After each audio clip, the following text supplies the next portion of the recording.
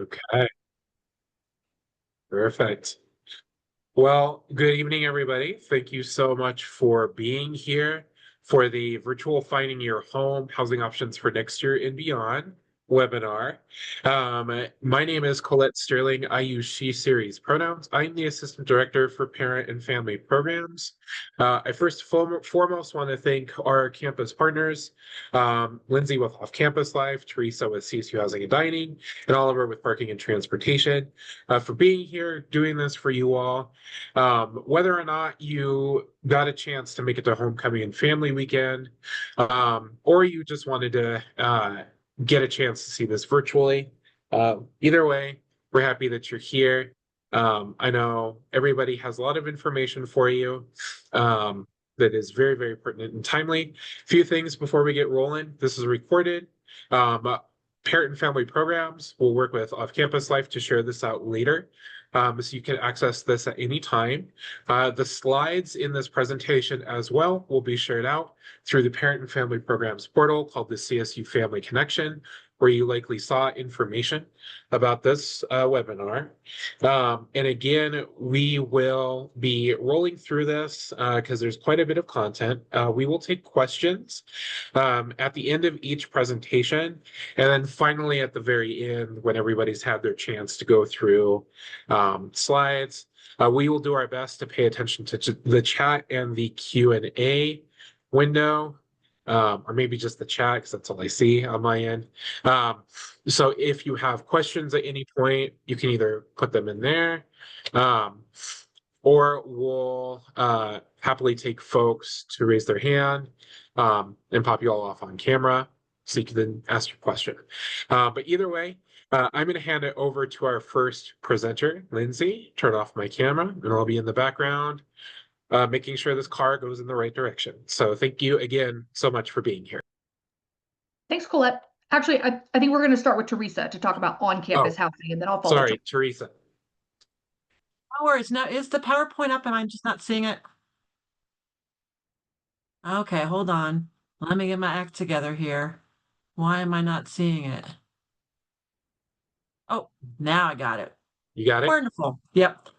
Hi, all. My name is Teresa Metzger. I use she, her pronouns, and I serve as an assistant director for projects and outreach within housing and dining. So you may see me at admissions and orientation events and now here. So I'm going to talk a little bit about information for returning and transfer students. So can go on to the next slide.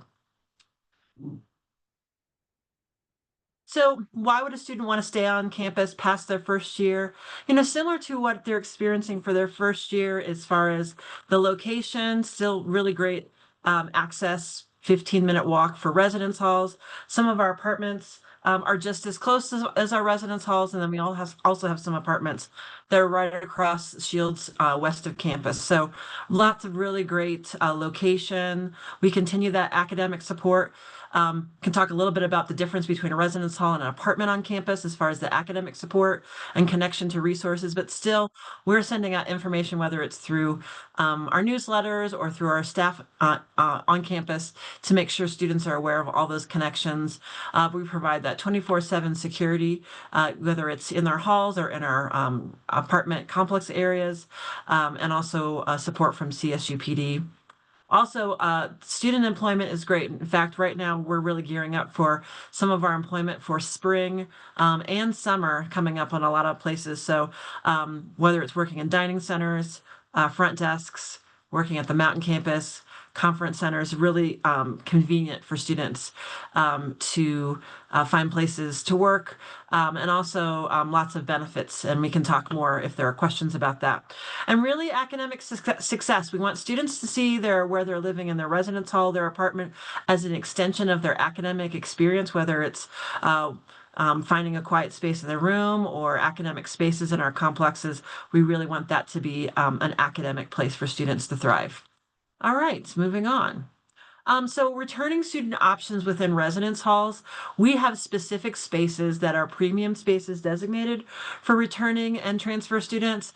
One thing I think I hear a lot from students returning is they want a different experience than the first year that they have. That's an exciting, lots of energy. That's kind of the vibe of the first year experience. These designated spaces are for students who have a little bit more experience with higher education, and so they may have established friends groups, but we really do want to make sure that they have a place on campus. So those designated spaces, but we still have the integrated staff support, whether it's programming, academic support, security. And again, we continue that established parent and family resources. So we're always available for your students if they have any questions, and we're also available to have that partnership with parents and family, whether it's any concerns or just making sure that we provide information and answer any of your questions. So some of the perks of living in the residence halls, there's a premium choices within the residence halls. Within Braden and Parmalee, we have the fourth floor lofted suites that have bathrooms and air conditioning. There's also transfer communities within Laurel Village and Summit Hall, and these are very popular places where students who are returning to the residence halls tend to migrate and want to live because of some of those premium amenities. Some of the other options that we also have are apartments, and I have a couple of different options to share for our returning and transfer students. Next, yeah. So the first one really popular is Aggie Village. These are fully furnished apartments for either the individual year or the academic year leases, and so students can make addition to choose either one of those. And those in Aggie Village, there's a studio, which is kind of all-inclusive apartment with open concept space with a bedroom. 1, 2, or 3 bedroom apartments. And so each of those rooms have a locked door, individual room, windows, and right there it's the full XL bed for students, so they can kind of see an example of that. There is also an option for an economy shared bedroom, which is basically a 2-bedroom apartment with 4 people. So 2 rooms, there's 2 students who are in bunk beds, and that's more economic if students want that option. I think that's been really popular. Aggie Village has air conditioning, dishwasher, washer and dryer, that shared common space within the apartment. And this is a location that's walking distance to classes. It's just adjacent to Canvas Stadium, so really close walk, probably about 10 minutes to campus and to classes. So we have some special contracts in Aggie Village. So it's a 9-month contract, much like in our residence halls. It starts in mid-August to mid-May. Multiple options, as we shared, and the billing is per semester instead of monthly. And that room selection begins in February, and I'll go a little bit in more detail on another slide about when to be prepared for that timeline and making sure that students are aware when that starts in 2026. Another option is International House, and so this is an apartment complex that's west of campus. So if you're familiar of the campus footprint, we have Shields, and then going past Shields, the International House is an apartment we have part of our sort of complex of apartments west of campus. I would say this would be a 30-minute walk from the apartments to campus, and really easy bus ride for students. So they'll have to kind of plan that out. So maybe 15 or 20 minutes to get to campus, but also kind of planning out that schedule. And these are single graduate or undergraduate housing. We've been saying 21 or over is sort of the age group, but I was just talking to one of my colleagues today, and we actually right now do have a few residents who are living in who are 19 or 20. So I think if your student is interested in that space, to go ahead and apply, even if they're under 21, because if we have spaces, we may be able to accommodate them in those apartments. They are 1 and 2 bedroom options that include bathrooms and kitchens and all those amenities. And so that's a really great option. The picture you see right there is one of our programming areas. So I think it's great space where there's lots of community with the option of apartments as well. All right, I'm going to pause real quick. I did see a question around scholarships and housing. I think students are able to use whatever kind of funds, whether it's scholarship or financial aid, towards housing. I think if it's a specific scholarship requirement, I think that's one of the things to send the student back to the person who's offering the scholarship. But for the most part, yes, if it's included and says housing is an option, a part of that scholarship, that's definitely an option.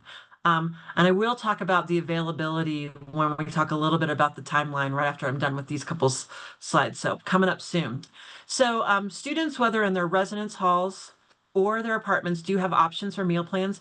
If you live in a residence hall, the top half of the slide, your meal plans are included. One thing that's nice that's a little bit different than for our first year students is you have the option for a smaller meal plan. So we offer the 10 weekly, but then in addition to the 10 weekly is the traditional ones that are offered 15, 19, and 19 plus, which is up to 26 meals a week, which also include the 10 bonus meals, $200 of RAM cash. And that gives you access to the 4 dining centers, the 2 marketplaces and cafes, our mini markets that are available. Also, you can utilize Grubhub with the RAM cash or through the Grubhub app connected to any kind of RAM cash or credit card that you want to utilize.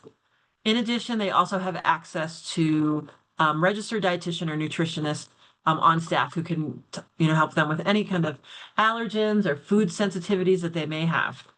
Now, the second option for either students who are living in our on-campus apartments or off-campus apartment area is that they do have the option for a meal plan. And this is really popular. If a student, is going to be in an apartment or, in the iHouse and it's a little bit further from campus, sometimes it's nice to have a bank of some of those meal plans. So student can utilize that while they're on campus. Sometimes having like 20 or so is nice to have. And those are good until June 30th of that academic year. They can also be charged to either their student account or a credit card. So it's really flexible, something they can utilize. All right. So one of the things I also just want to emphasize is that we still have that connection of parent and family support, either through the emergency notifications or safety support. Our staff assistants are there, so we're always having our staff kind of be around the community, whether it's on the floors in the residence halls or making rounds within the community areas.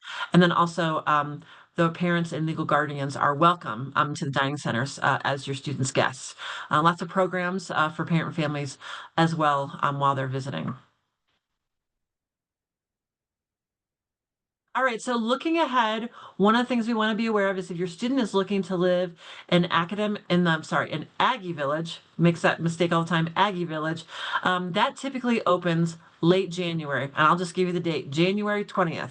And so those spaces will go quickly. I heard that sometimes we'll have between 300 and 400 spaces that open. That hall houses students who are sophomores to graduate students. And so a lot of times once a student gets in their sophomore year, they'll stay until they graduate or stay until their graduate school.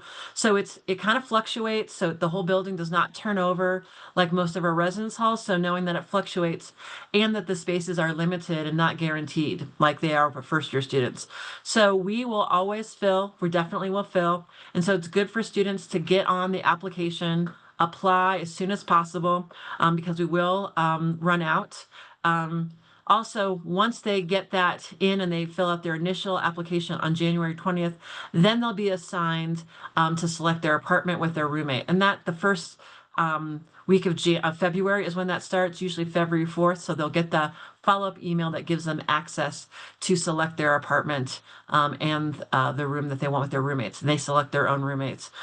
If they don't want to select with roommate, then they can put themselves in a space much like our residence hall process.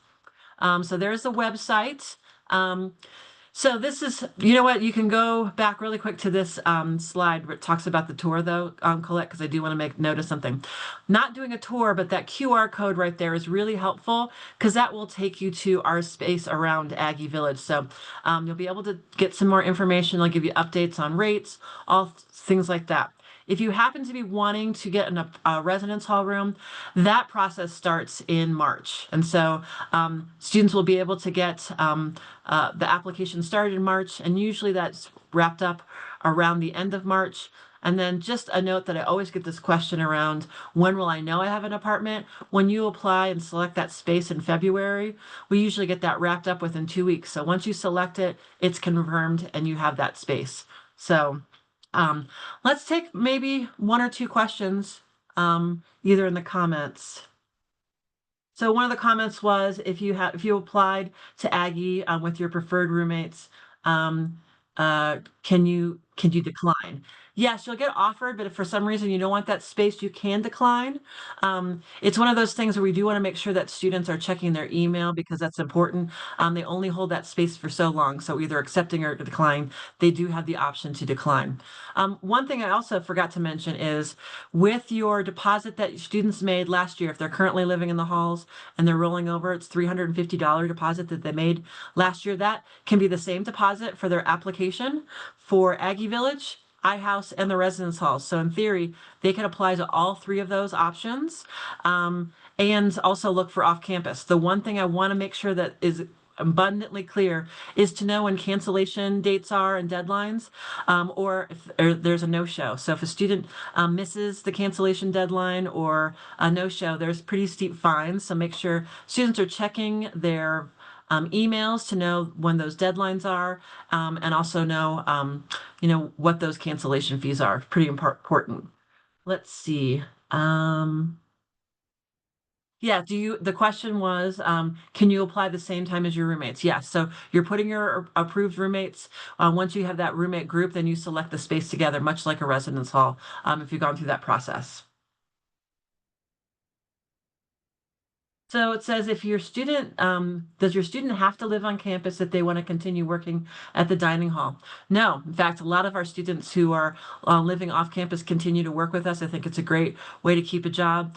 And a lot of people don't know this, but when students work a shift dining, you usually get a free meal with every shift. So sometimes that's something to think about, a good way to get a meal if you're living off campus and don't have a meal plan. So another great tip.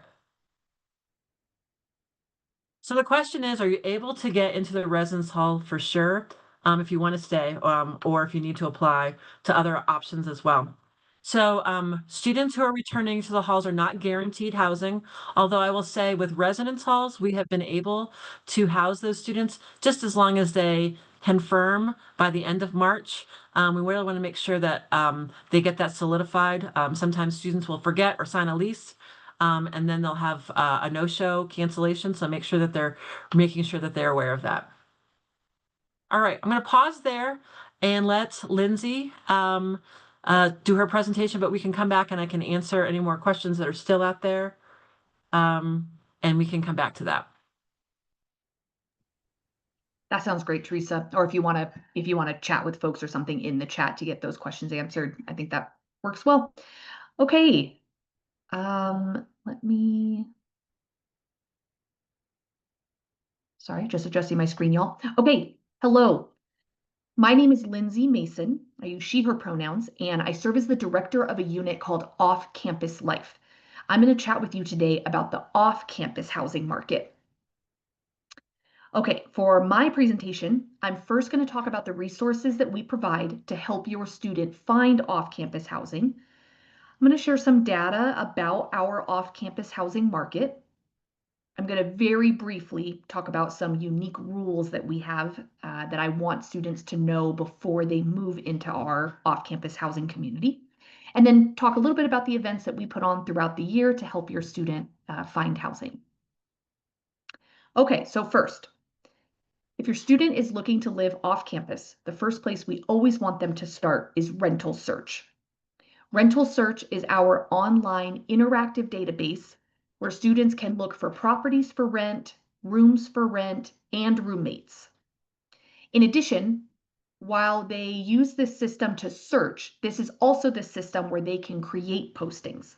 So if your student is looking for a roommate, I recommend not only do they look at the roommate profiles on Rental Search, but they also create a profile for themselves so people can find them.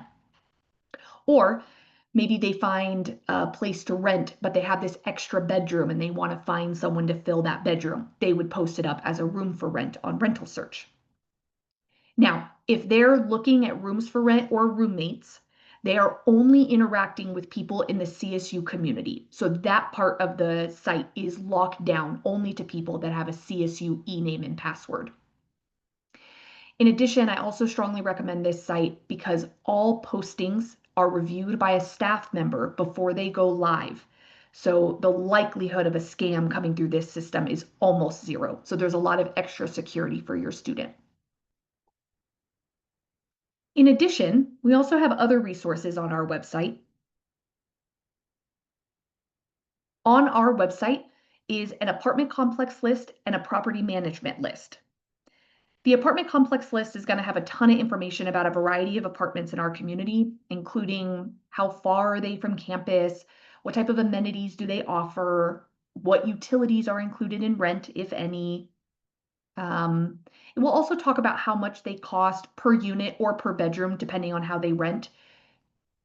Now, to be clear, some apartment complexes update their rent by the week, and we update this list once or twice a year. So I can't keep up with all the rent changes, but it does give you an idea of how much roughly each unit or each bedroom is going to cost at that complex.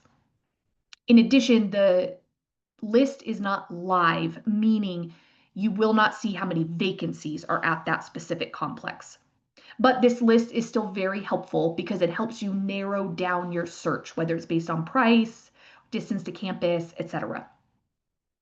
Now, let's say your student wants to live off campus, but not in an apartment complex. They want to be in a townhome, a house, maybe a condo, something like that.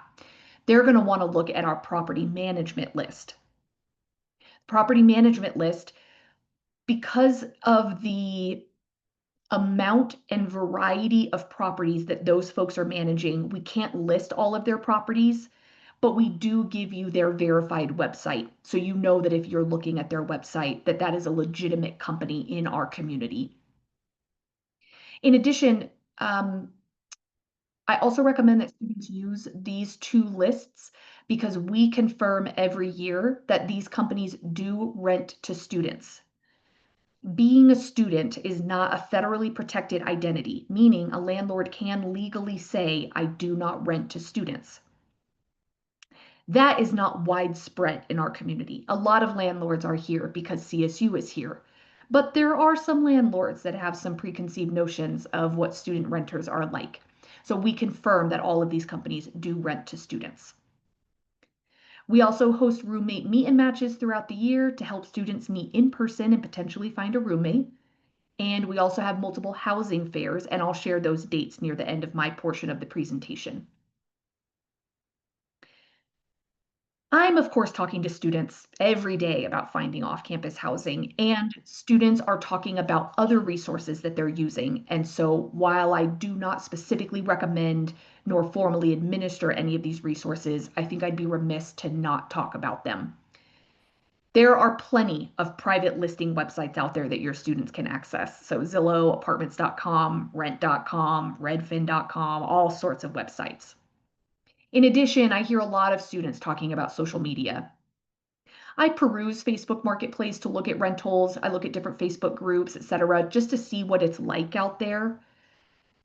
I do think that I'm seeing legitimate connections being made on there, and I know that I'm seeing bots and scams. So while I wouldn't tell people you should totally avoid social media, just be cautious. If your student is having any type of written communication with a potential landlord, whether that's DMs or a text message or emails, they are more than welcome to take screenshots of that written communication and email it to my office. We will review the communication to see if there's any red flags. Now, I don't think it's going to surprise anyone. I obviously cannot guarantee to catch a scam, but I can point out what might be a red flag. Or on the flip side, sometimes I'm normalizing things in those messages. So something might seem off, but it's actually a common practice in our community. So I can help with that too. Also, when I talk with property managers, they specifically wanted me to recommend to check out their social media platforms like Instagram. They shared that it's sometimes a more accurate way to get a sense of what it's actually like to live at the property versus looking at their website that is generally more static. And then lastly, one of the tips I like to offer students is I want them to I want them to look everywhere they can look for housing. That's rental search, if they want to look at these private sites, look at social medias. But I also want them to tell everyone they can tell and post everywhere that they feel comfortable posting. While I can't ever have the data on this, the amount of housing that I believe is found via word of mouth, I think is pretty high. Your student never knows if they're just sitting at lunch with a group of people and they mention, oh, I'm looking to live in a house. And there could be somebody sitting at that table with them that's like, oh, my buddy is actually going to be moving somewhere mid-semester and they're looking for someone to sublet. They just haven't posted it on Rental Search or anywhere else yet. So I want your students looking everywhere they can look, but they also need to do everything they can so that other people can find them by posting and telling folks they're looking for housing.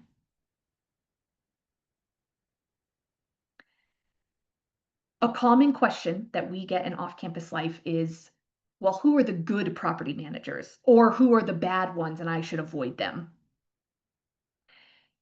Let me be clear, by and large, we don't have a lot of landlords in our community that I think people would describe as shady. That's in general, I think we have a mostly healthy rental community where landlords do care to do what's legal to upkeep their properties, etc. I'm sure there's no way there's 100%, but by and large, we have a pretty healthy, engaged community. And I get the question a lot, and I get why students and parents and families would want to ask that question. As a public university, government entity, I cannot tell you this property manager is good or this one is bad, but here's what I can do. My team a few years ago, we developed a set of ethical standards that are above and beyond what landlords are legally required to do. We give local property managers the option to participate in our Good Neighbor program if they choose to abide by these higher ethical standards. These are the properties that have chosen to participate this year. So again, these property managers have committed to abiding by a higher set of ethical standards. In addition, let's say your student is living at a property that is not in the Good Neighbor program. If they're doing something that you don't appreciate, but it's technically legal, there's not a whole lot I can do. But if your student's living at one of these properties and they're doing something that you believe might be a violation of the Good Neighbor program standards, I then do have a different leverage in how I can interact with these property managers and support your student. So there are benefits to both the property managers and to the tenants of those buildings for those that participate in the Good Neighbor program. And a common question that I get about the Good Neighbor program is, okay, well, if the property isn't in the program, does it mean they do not meet your ethical standards? That's not necessarily true. There are properties that choose not to participate in this program because in all transparency, participating in this program and being recognized in this way, there is a cost associated to it. And there are some properties that believe that their dollars might be funneled more appropriately elsewhere or more effectively elsewhere, which is fine. So I don't want you interacting with a property that's not in the program and be nervous that they must not meet the standards. They might still meet the standards, but have chosen not to participate. But again, if they've chosen not to participate, I have less options if you are dissatisfied with something that property manager is doing. So something to consider.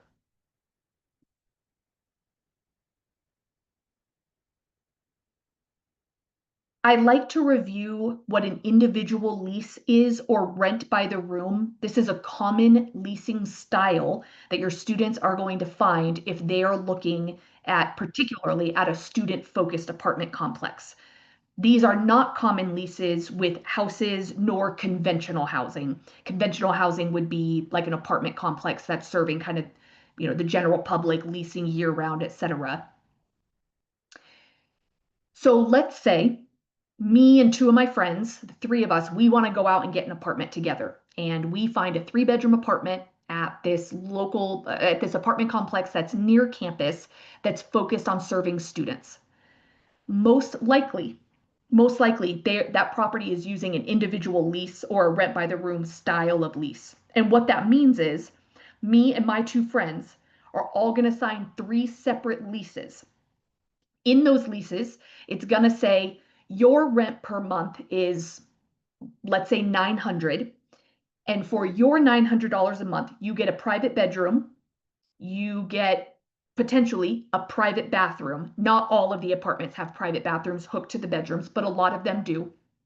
You get a private bathroom, and then you share the kitchen and living room space with the other 2 roommates. A benefit to this style of lease is, let's say one of my roommates isn't able to come up with their $900 that month. I'm not on the financial hook for them. I don't have to make up that difference in the rent that they're not able to come up with. That's different than a group lease where the landlord is going to say the total rent for this property is, $2,500. And the landlord doesn't really care how the roommates split it up. They just need that total $2,500 by, the first of the month. So that's a great financial benefit for those individual leases, that you're not financially hooked to one another as roommates. And I want to give a couple tips.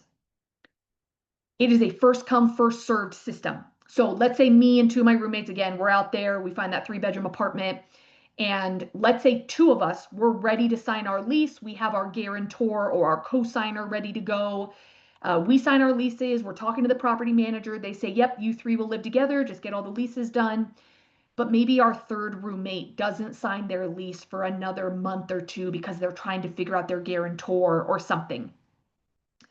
If someone else signs before our desired 3rd roommate signs, it is possible that another person is going to get assigned to that bedroom. So it's first come, first served.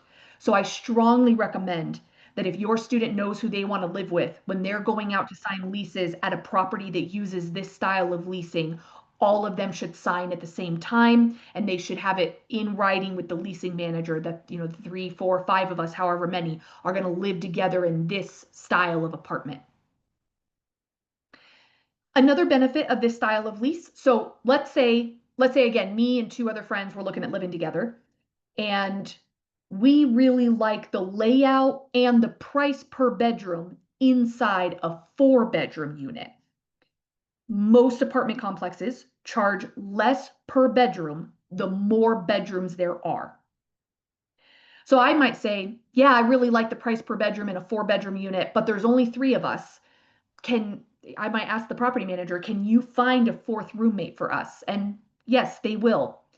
You just want to ask what the roommate matching process is like. I think all or almost all of the properties have some sort of roommate matching process, but it's different per property. So you want to ask, what type of questions are you asking? How do you prioritize or weight different things when you're matching roommates? You want to ask what that's like. But that's also a benefit where maybe your student has found an apartment complex that they really like, and they can afford a bedroom inside a 3, 4, 5-bedroom unit, but they don't know who they want to live with. They can go sign that individual lease and say, well, can you just find me my other roommates? So a lot of benefits there. Just be sure that you understand what the roommate matching process looks like at that property. Because then also, to be clear, I am intentionally using the language student-focused property. There are many apartment complexes around campus that are clearly built to attract students, and the far majority of their tenants are students. But they are not exclusively students, and they have their own fair housing laws that they have to follow. So it is possible. Not common, but it is possible. I usually talk to 1 to 2 students a year where there has been a roommate match that is, honestly, I'm going to assume awkward for everybody. Usually what I find to be the most awkward is an age gap.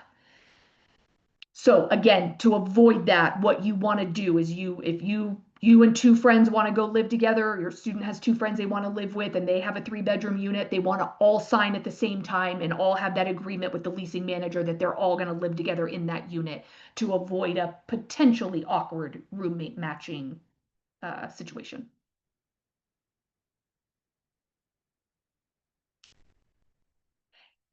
I think this is my last slide about finding housing. Some of you might be interested in purchasing a property that your student can live at and then maybe have few roommates with them that pay rent and help you carry the mortgage. We partner with a real estate agent, Lori Weeks.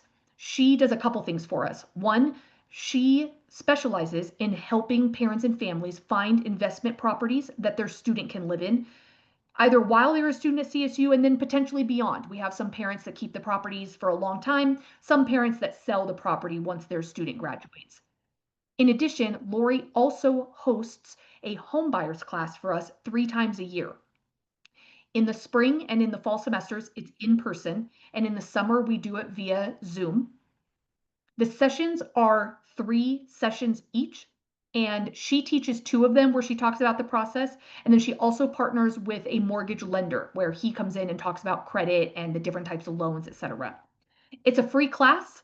If your student is interested in buying a property, or if you want your student to learn about what it takes to buy a property, they can attend the class. Or you're also welcome to attend the class if you're interested in learning about our market. I'll also talk about Lori here a little bit near the end because she does host some open houses for us so that parents can look at properties that are actually for sale and get a sense of what their dollars could buy. Okay, I'm going to pause there for a second just to see if there's any questions that roll in about finding off-campus housing. So I'm just going to pause for 10 seconds, just see if anything comes in the chat.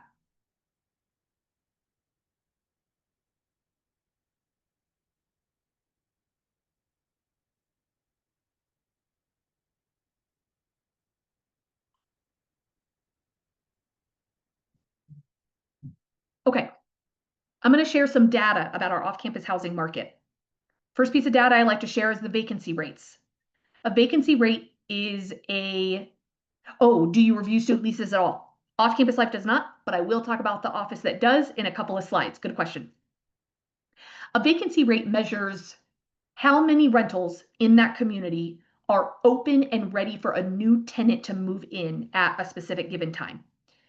I like to share what the vacancy rates are during the 3rd quarter of the year because the 3rd quarter includes August, which is when most of our new leases start. Because of how long it takes to collect this information because it's collected statewide, I can never share the most recent 3rd quarter data. So this is why the most recent number you're seeing is 2024. Some would argue that a healthy vacancy rate is 5%, meaning 5% of rentals in that community are open and ready for new tenants to move in. As you can see, over the last 10 years, Fort Collins, because we've had more housing built, we have come up to a healthier vacancy rate. And I also share this to say we do not have an overabundance of housing in our community. So I am going to talk a little bit about what's the timeline for looking for housing, or when do I recommend you sign a lease, etc. And I just like to share there will be housing available year round, but we don't have such a huge abundance that I recommend that students push it until the last minute. So I'll talk about timeline here in a little bit. Similarly, statewide, there's data collected about what the average apartment rent is in a community. The way that this information is collected by the state, Fort Collins is hooked in with Loveland. Loveland is the community immediately south of Fort Collins. I think there is sometimes this miscorrect thought that Loveland rent is a lot cheaper than Fort Collins, but it's actually not that much different. So I just shared that I don't think Loveland pulls down the averages by any significant amount. The apartments that are included in this information are all types of apartments. So this can be student-focused apartments that are near campus, but there's definitely more conventional apartments out there, again, leasing to, general public, year-round, etc. And I think these numbers are relevant enough and accurate enough to give you a sense that even for our student-focused apartments, this will give you a sense of what you might be looking at. It is definitely treated as a privilege to rent a studio or 1 bedroom. That is going to be the most expensive per bedroom. But then if you look at like the 2-bed, 2-bath, that's looking at just under $2,000, so about $1,000 per bedroom. And those are that's an accurate read on our community. The next piece of data that I'm sharing, this is my first year sharing this data.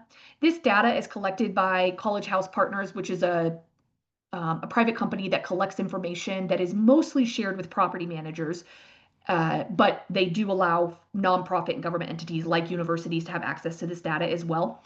This data is specifically for student-focused housing. You'll see I'm sharing data from 2024. It's because I'm wanting to share numbers that were collected at the same time. So that's why I'm purposely backing up to 2024 here. I'm sharing this data because some of you are all around the country, potentially all around the world. And what I'm trying to do is share numbers to help you compare in case the housing data, in case the average rent that I just shared is shocking, either because it's really expensive or because maybe it seems cheap to you. I wanted to share what the data might look like in your part of the country. And recognizing, for example, in the West, which would include Colorado, this data is saying that in 2024, the average cost per bedroom at a student-focused housing complex was about $1,100. That's a little bit higher than what we were seeing in 2024 in our community, but the West is also including big markets like San Francisco or Seattle, where we know in general that housing is more expensive than other places. So just wanted to recognize this data is has a lot of information housed underneath, just one title: West, Southwest, etc. It also, admittedly, is my first year sharing this, and I'm trying to get a gauge, like, is this helpful? I've never shared this before, and so if you find it helpful and are able to offer that feedback, great, or not, that's also helpful for me to know to see if I should continue sharing this in future years. Okay. Student Legal Services is a group of attorneys that is located in the Laurie Student Center that your student or you is already paying for through the student fees. And your student can meet with an attorney to talk about almost any legal subject for free. One of the most common services that they provide is lease review. Ideally, if your student has found a place that they want to live and the landlord says, okay, here's the lease, ideally your student is asking, okay, I need 3 or 4 business days to make an appointment with Student Legal Services and have them review my lease with me before I sign. That's the most ideal. The attorney will be able to review with your student what their responsibilities are in the lease, but also what their rights are, what the property manager owes them as a landlord. Now, if your student signs a lease, it is still beneficial for them to go meet with Student Legal Services, again, to learn about their rights and responsibilities in the lease. But if possible, I think the most beneficial time to do it is before they sign. You'll see on the slide here, Student Legal Services and Off-Campus Life, we both share in the message that we really want you and your student to take your time in signing a lease. And I'm talking to you all because I know many of you on the call are likely going to serve as a guarantor or co-signer for your student. So a couple of things about this. One, in the state of Colorado, once a lease is signed, it is immediately legally binding. Some of you might be coming from states where there's like a 24 or 48-hour window where you can back out of that lease without financial consequences. It's not like that in Colorado. It is immediately legally binding. And most student-focused apartments or student-focused property managers, most say in the lease that in order to break the lease or get out of the lease, the student or the tenant must find someone to take over the lease. Versus what's more common in conventional housing is the landlord will say, well, to break the lease, you owe me 1 or 2 months rent. So there's a financial consequence, but then you're released after that. But in a lot of student-focused housing units, they will say you are responsible for 100% of the rent until you find someone to take over. So it is very costly to break a lease that's run like that, which again is very common at our student-focused housing complexes. A question came in earlier. When should I be looking for a lease, or when should I be looking for housing? So during the fall, I think this is a really healthy time for you and your student to be talking about, do I want to be on campus next year or off? Do I want an apartment or a house? Am I going to have a car? And if I'm not, how do I make sure that I'm going to look for housing that's on a bus line or near a place that's easily to bike from to get to campus if your student bikes. So that's all healthy to be doing in the fall. I recommend that students sign a lease sometime between late January and April. I do not recommend for most students that they sign the lease in the fall. Now, you might have a student that has a very particular set of needs. I don't know, it might be something like my student's not able to bike, but they can walk a short distance. So it's really important that they live within a really short walking distance, for example. That might be a reason that you say, okay, I'm going to go out and sign a lease a little earlier because there's a limited housing market that's going to meet that need. But by and large, for most students, I recommend that they are waiting until the spring semester to sign, but that they are signing before finals. Ideally, students are not pushing it past that. Now, will there be housing that's available past finals? Yes, there will be housing throughout the summer, but if they've waited until that point, they just might need to be more flexible on what will meet their needs. Okay, I think I'm good here. I'm going to answer this question because I think it's related to cost of housing, which I'm moving away from now. Are utilities typically included in the apartment leases, or are they billed separately? It is common for student-focused apartment complexes to include most utilities in the bill. There are some of them that include all. What I find commonly is that they will include all the bills except electricity because that's so variable. Most apartment complexes will include all or most of the utilities. They know that that's usually attractive for the student or their families because then there's no guessing of, how much utilities might fluctuate that month. But again, it would not be uncommon to find electricity separate. Now, if your student is living in a house, most houses are going to be utilities all separate. It's on them to turn them on, have them in their name, etc. So related to that, a common progression that I see for students in terms of housing relative to responsibility.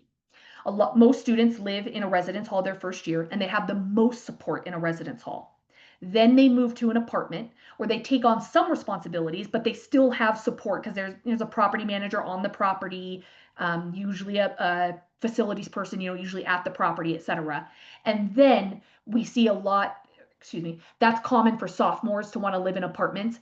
And then juniors and seniors, I oftentimes hear them say that they want to live in a house because they want more privacy, they want a backyard, but the house usually has the most responsibility that comes with it. Like they now have a yard that they have to maintain, or in our city, if it snows, if that property that your student is renting has a public sidewalk adjacent to it, they are required to clear their sidewalk of snow within 24 hours of accumulation.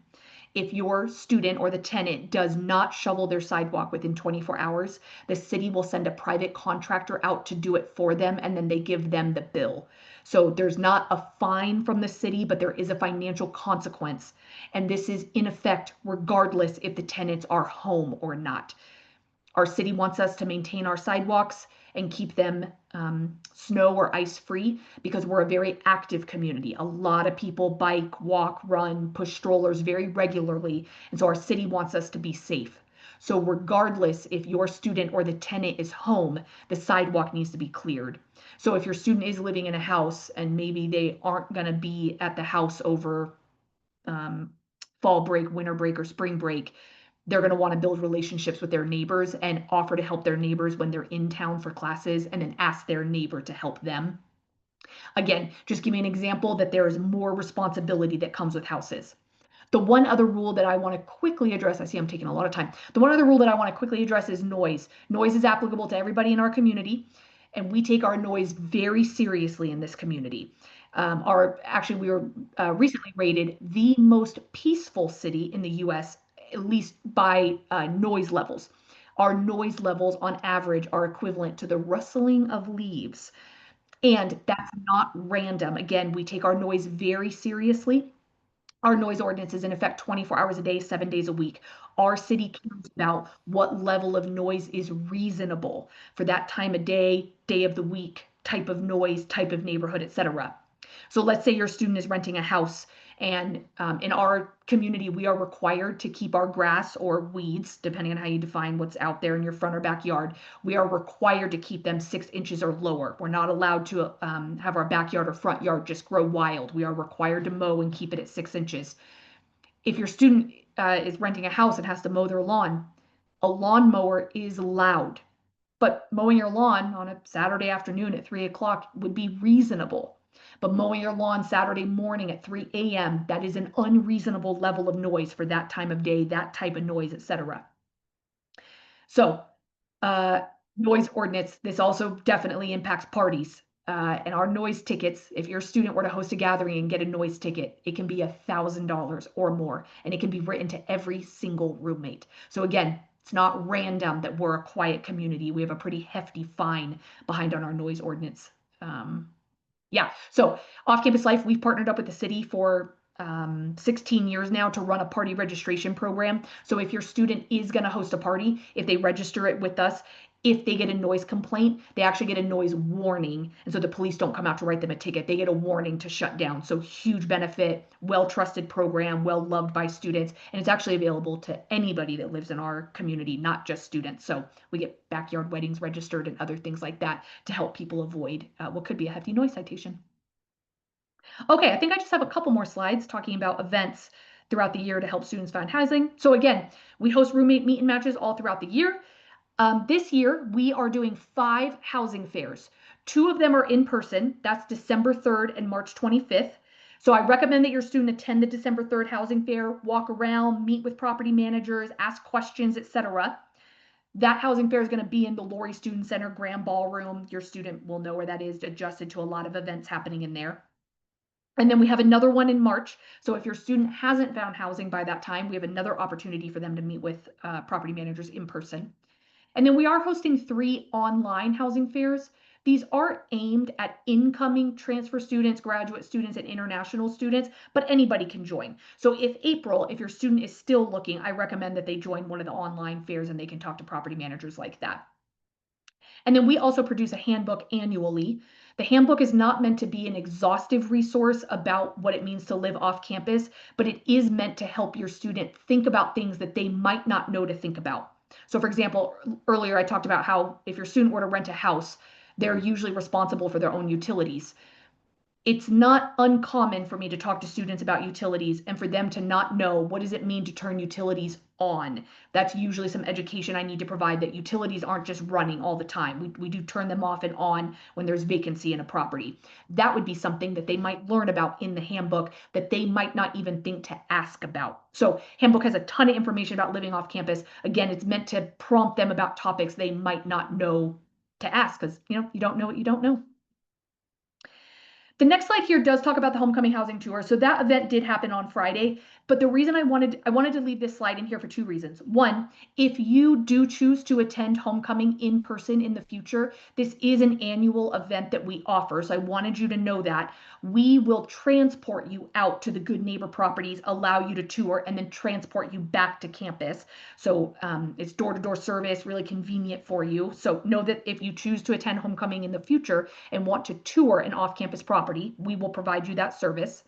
And then if you are interested in looking for properties that are for sale, you could scan this QR code here. You can see the properties that Lori, our realtor, was hosting open houses for during the homecoming housing tour. But I think it's still helpful to look at the type of properties, how much they cost, etc. So you still have the option to look at investment properties.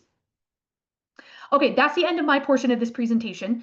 Again, I'm a director of Off-Campus Life. We are located in the Laurie Student Center. We're open Monday through Friday, 9 to 5, and we are a no appointment necessary office. So your student can drop by, or you could drop by or call anytime. If it's a fairly straightforward question, my front desk staff will support you. If it's complicated, a professional full-time staff member will come out to support. Okay, I'm just going to address the other question I see in here. Do most students sublet their apartments during summer? When you're looking for off-campus housing, Some apartments will do 10-month leases, but a couple things to consider. One, it's usually limited how many they'll do. And I could guarantee they're probably going to sell out of them pretty early. So 10-month leases do exist, but it's limited. In addition, apartments really only offer those if they feel like the market is going to demand them to offer them in order to fill up. So if we have a really low vacancy rate or we have a lot of people signing leases really early, the apartment complexes are less likely to offer them because they don't have to, because they're going to fill up with the 12-month leases. So as you look for housing off campus, you should expect to sign a 12-month lease. Ask about the 10-month for sure, but expect a 12-month. And then if your student signs a 12-month, but they're not planning to live in the community over the summer, they can post it as a sublet on Rental Search. And there are more students posting that they have an apartment to sublet than there are subletters looking. So you should be financially prepared to cover rent for the full 12 months. I would not bank on finding a subletter. A strategy you can use is you might want to negotiate. So let's say the rent is $900 per month.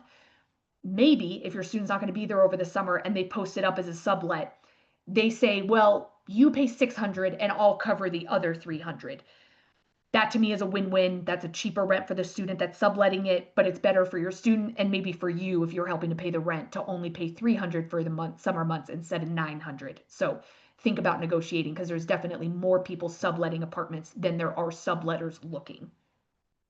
Okay, I've taken up a fair amount of time. What I'm going to do, let's go ahead and move on to the next presenter, give it over to Oliver, but I'll be looking at the chat and I'll respond to people in the chat. Thanks, y'all. All right.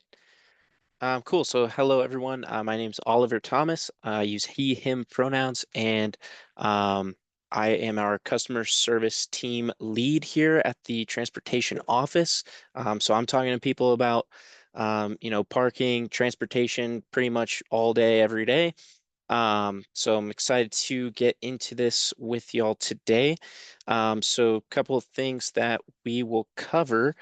First will be the driving and parking section, also as well as tips to explore your options. We'll go over bus routes, bike, scooter, skateboard, and walking routes, as well as electric devices. If we can go to the next couple slides. So the first section, is probably going to be the bulk of my piece here, is driving and parking. So the first slide here, we are speaking about off-campus commuter student parking permits. So all of our permits are essentially a tiered system. So I'll kind of give you information from the top down. So the Z permit, all of our permits are different letters of the alphabet. So the Z permit is like the top of the line you can get as a student who lives off campus and commutes with a car. You'll see on the map here all the Z permit locations, as well as the V permit, which we'll talk about in a second. You'll see the pricing as well. So naturally, with the level of access the Z permit offers, it is going to be the most expensive.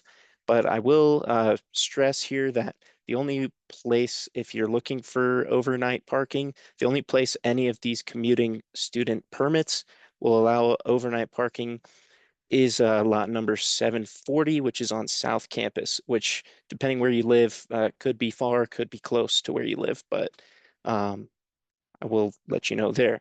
Next, we'll have the V permit. So primarily, if you're going to use this on main campus, there's a pretty large parking lot next to the Moby Arena parking lot. You'll see it up there on the top left portion of the map there. And this one also includes access to that lot number 740 for the overnight parking. I also wanted to note that we do have partial week permit options for these two permits. So if your student is on campus, 2, 3, 4 days a week, we can certainly accommodate that. And if we can go to the next one. All right. We also have, if you don't want to, make the financial commitment for those two permits that we previously discussed, we do have short-term parking on campus. for basically hourly. There are two essentially price points for hourly parking. The ones that are going to be closer to like popular areas on campus are going to cost $2 per hour. And then there is a couple of reduced fee areas for $1 per hour. Primarily, those are going to be found on South Campus and near Moby Arena. As far as how you can purchase that, we do have physical like pay kiosks where you have to punch in your license plate number. And we also are partnered with Park Mobile, which is a mobile application that can be downloaded on a smartphone, and payments can be pretty easily made and tracked from there. All right, and then here we'll have vehicle storage. Essentially, this is what I was speaking about with the overnight parking situation. The R permit is the minimum required permit to use these two pretty large parking lots on South Campus. Like I said, they are lot number 740. If you have obligations on campus and want to park here, we do have a campus shuttle that I will outline a little bit later. It's also about a 10-minute walk away from one of the MAX stations off of Drake Road.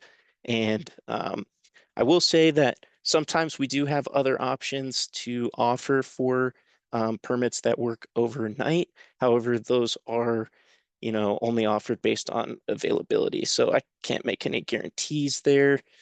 But if we move along here,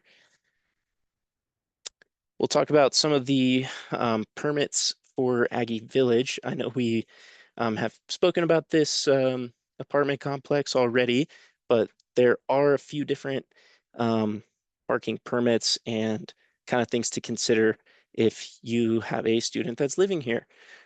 So like I said earlier, we have a like tiered system for our permits. So we'll have a top tier here, a middle tier, and a bottom tier. The top tier here is the U permit. I will say that the U permit is right next to Aggie Village, so it's very convenient, which of course it means it's going to be pretty expensive. This permit, along with the T permit, we do offer them on a wait list basis. So what that looks like for the U permit specifically, we have about 185 permits that we offer every year, as well as like 100 T permits, which are right across the street at the Aggie Village Family Apartments. Those wait lists do fill up, and we do sell out of those permits every year. As far as getting on the wait list, the earliest that a student can get on is 30 days before their official move-in date. Now, like I said, we do sell out of those, and right now I believe we have over 200 people on the wait list, and at this point, we're not seeing much movement there, so it's definitely good to get in early with these two permits. And finally, with the R permit, like we said earlier, and that's like the base permit to be able to park somewhere overnight. We don't have a wait list for these R permits, so they are always available. But for a lot of people, it is a last resort there. So definitely encourage getting on the parking situation at Aggie Village specifically as early as possible. Next, I think we can speak about some travel options here. And I kind of wanted to, still regarding parking a little bit, a lot of the apartment complexes near campus, they do have their own like parking garages and parking options. If you need your student to have their car close by, I would check with the respective apartment complex, just because they also do eventually sell out of their parking, or it could be pretty expensive. So, you may consider an R permit at that point. So next, just some travel tips for students. Google Maps is a really useful tool because you can basically fit it to your mode of transportation, whether you're driving, walking, using the bus, a bike, etc. One thing that I want to just have you consider is a lot of the like destinations will have you at a building, but it won't actually have you, you know, right where you need to go. So I would definitely budget a few extra minutes just so you can, walk from either your car or the bike rack into the building and find the room and all that. 'Cause, we don't want people being late there. If we can go to the next slide.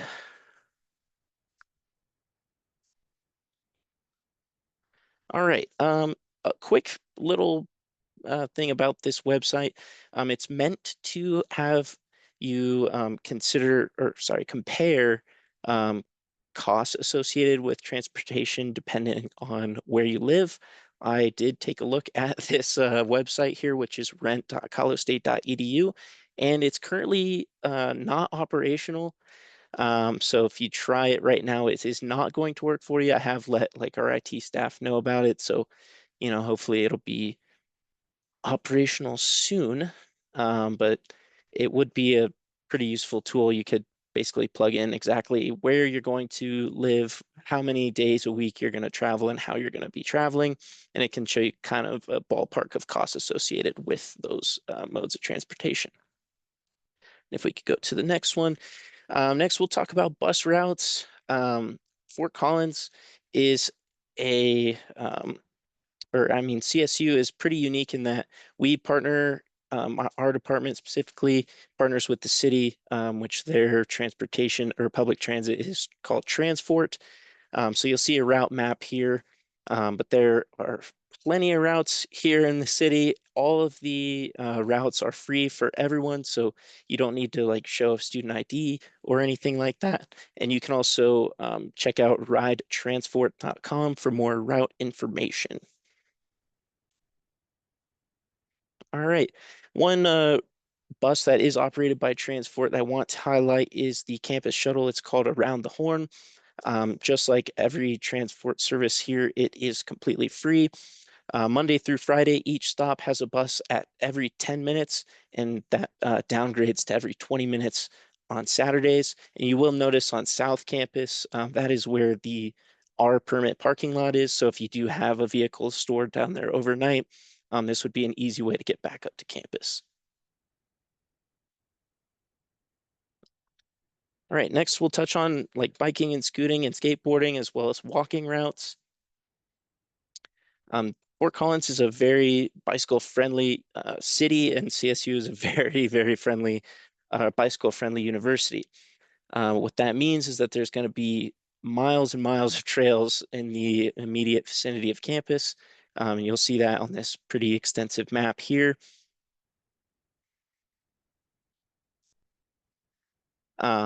One resource we have on campus is the Spoke Educational Bike Shop. It's located on the north side of campus, just between Alpine and Laurel Village.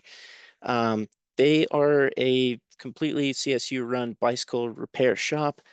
Some things that they do offer here, they offer a free educational bike repair service if you do stay and learn how to repair your bike. They also do bike rentals, either available by semester or year. And they also will store your bicycle over winter and summer breaks for a low cost of $30 there.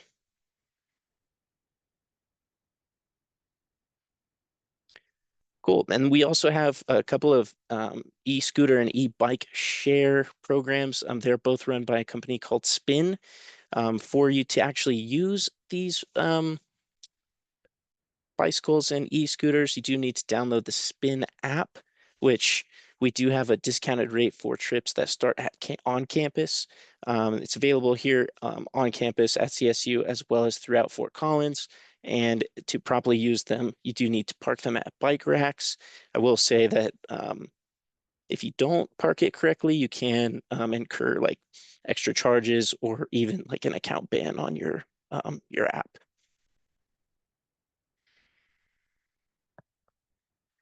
All right. right, and next we'll have e-devices and electric vehicles. As far as e-devices, this is more like e-scooters or e-skateboards. It is pretty important to follow safety guidelines from the manufacturer. And I just want to highlight a safety concern here is to just never leave a charging battery unattended, regardless of where you are, because it can be a fire hazard. As far as electric vehicles, we do have level 2 chargers on campus. I will say that either an hourly payment or a CSU permit is required to use them. However, the charging itself is free. And in order to actually park in the spaces, you have to be, number one, actively charging, and there's a 4-hour limit per charging session. So those are two big things there. All right, and then that's basically it for me, but I saw a couple of questions. I'll try to answer them. So let's see. One of the questions is there a large wait for the U permits? For example, if you get in Aggie Village, is there a chance that you would not get a parking permit for you? To be totally transparent with you, yes, there is a chance that if you live at Aggie Village, there is a chance that you do not get a U permit. That is why I strongly encourage getting on the wait list as soon as possible. Like I said, the earliest you can do that would be 30 days before the student's move-in date. Next here, let's see. If your student is looking for off-campus apartment complex, you should ask about parking. Yeah, that is a great point. Parking may be included in the rent, but many do charge extra, and many do not provide enough spots for each bedroom, which is the case at Aggie Village, which is why you may not actually get a U permit there. So yeah, that's a great point, Lindsay. Thank you for that. But yeah, so if you have any questions, just feel free to type them in there. We, as far as my department, we're open Monday through Friday from 7:30 a.m. to 4 p.m. You can always call us or email, or feel free to come in. You can also follow us on all major social media channels at CSU Transpo, or by scanning that QR code. Okay. All right, for those of you that are left, are there any remaining questions for our guest speakers about living on campus, living off campus, or parking and transportation?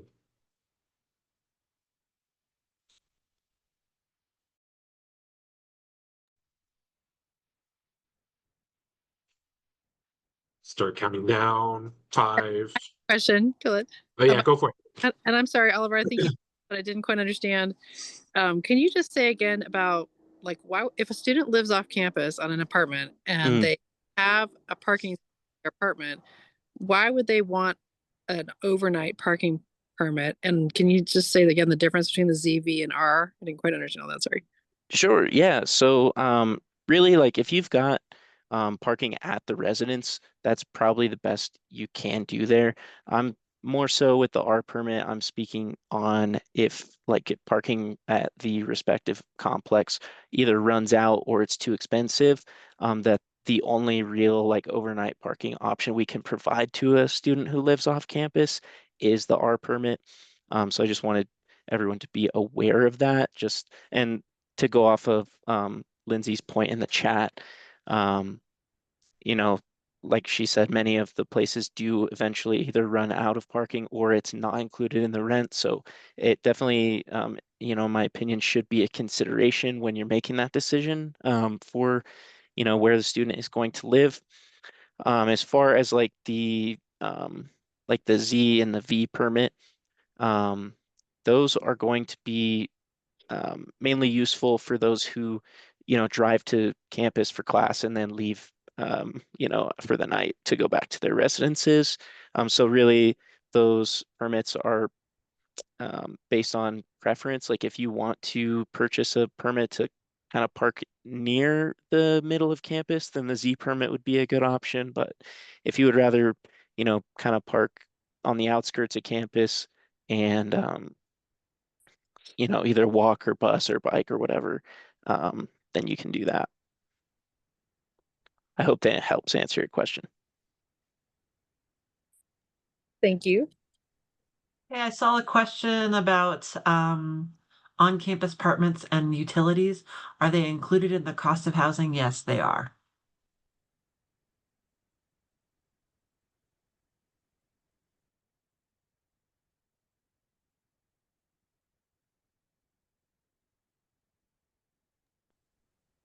All right, and I see another question regarding parking here. It just says I recently visited campus during the week and was looking for a pay to park spot, $2 per hour, but I couldn't find a place to park near where I needed to be. Any suggestions? Yeah, so by and large, parking on campus is first come, first serve, whether you are paying hourly or if you have a permit for a specific lot. So if you don't find a space in a desired parking lot, I would, I don't know exactly where you were, but I would definitely recommend, using the next closest hourly space you can find, or kind of parking a little further away from campus, but utilizing the campus shuttle. It could definitely take the stress out of, circling for a spot. Oliver, I don't want to speak on behalf of your department, but I feel like I hear a lot of my parking colleagues talk about it's not random that we don't have a lot of parking in the center of campus. That's to help keep pedestrians safe. We don't really want cars coming in and out of center of campus. So yeah, I don't know if you want to speak to that. I No, feel like yeah, you're exactly right. And really like the way things are trending as far as like safety trends, um, parking on the outskirts of campus and having basically no vehicle traffic in the center is becoming a very popular model for universities across the country. And additionally, when the university decides to, build new structures, typically one of the first places they look are on top of parking lots. So naturally, that's just going to decrease the amount of parking that we have available anyway.